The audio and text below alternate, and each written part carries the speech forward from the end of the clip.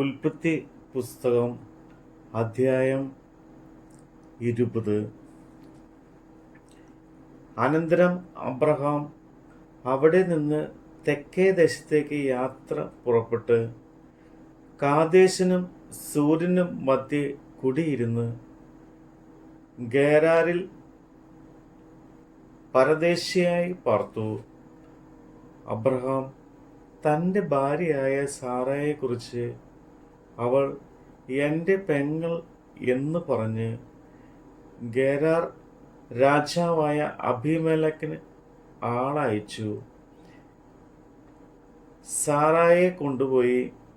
എന്നാൽ രാത്രിയിൽ ദൈവം സ്വപ്നത്തിൽ അബീമേലെക്കിൻ്റെ അടുക്കൽ വന്ന് അവനോട്, നീ എടുത്ത സ്ത്രീയുടെ നിമിത്തം നീ മരിക്കും. അവൾ ഒരു പുരുഷന്റെ ഭാര്യ എന്ന് അരുളി ചെയ്തു. എന്നാൽ അബീമേലെക്ക് അവളുടെ അടുക്കൽ ചെന്നിരുന്നില്ല.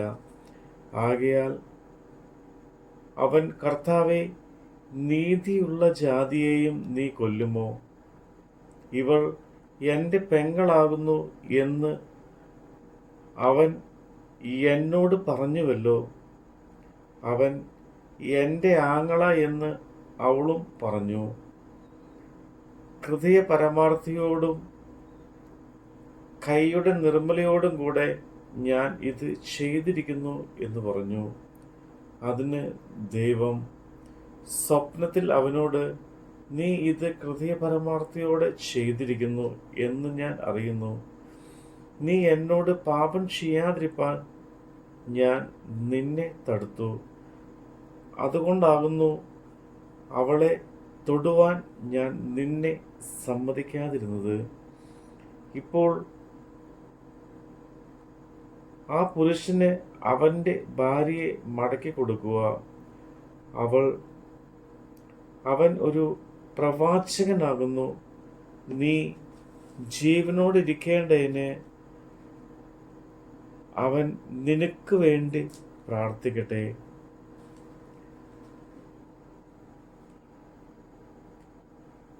അവളെ മടക്കി കൊടുക്കാതിരുന്നാലോ നീയും നിനക്കുള്ളതൊക്കെയും മരിക്കേണ്ടി വരും എന്ന് അറിഞ്ഞുകൊള്ളുക എന്ന് അരുളി ചെയ്തു. അബീമേലെക്ക് അതികാലത്ത് എഴുന്നേറ്റ് തൻ്റെ സകല ഭൃത്യന്മാരെയും വരുത്തി ഈ കാര്യങ്ങളൊക്കെയും അവരോട് പറഞ്ഞു. അവർ ഏറ്റവും ഭയപ്പെട്ടു. അബീമേലെക്ക് അബ്രഹാമിനെ വിളിച്ച് അവനോട്, നീ ഞങ്ങളോട് ചെയ്തത് എന്ത്? നീ എൻ്റെ മേലും എൻ്റെ രാജ്യത്തിൻ്റെ മേലും ഒരു മഹാപാപം വരുത്തുവാൻ തക്കവണ്ണം ഞാൻ നിന്നോട് എന്ത് ദോഷം ചെയ്തു? ചെയ്യരുതാത്ത കാര്യം നീ എന്നോട് ചെയ്തുവല്ലോ എന്ന് പറഞ്ഞു.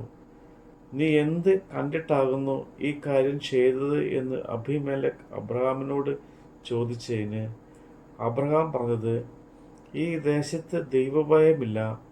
നിശ്ചയം എൻ്റെ ഭാര്യ നിമിത്തം അവർ എന്നെ കൊല്ലും എന്ന് ഞാൻ നിരൂപിച്ചു.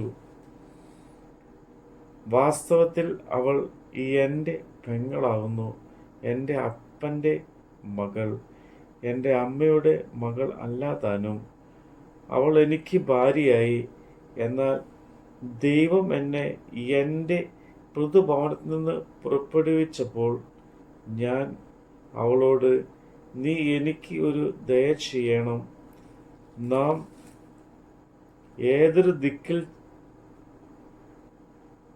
ചെന്നാലും അവിടെ അവൻ എൻ്റെ ആങ്ങള എന്ന് എന്നെക്കുറിച്ച് പറയണം എന്ന് പറഞ്ഞിരുന്നു.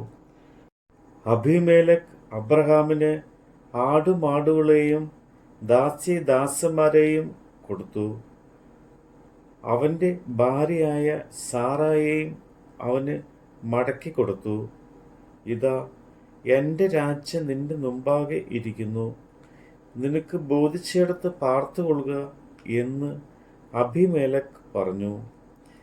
സാറയോട് അവൻ, നിന്റെ ആങ്ങളയ്ക്ക് ഞാൻ 1000 വെള്ളിക്കാശ് കൊടുത്തിട്ടുണ്ട്.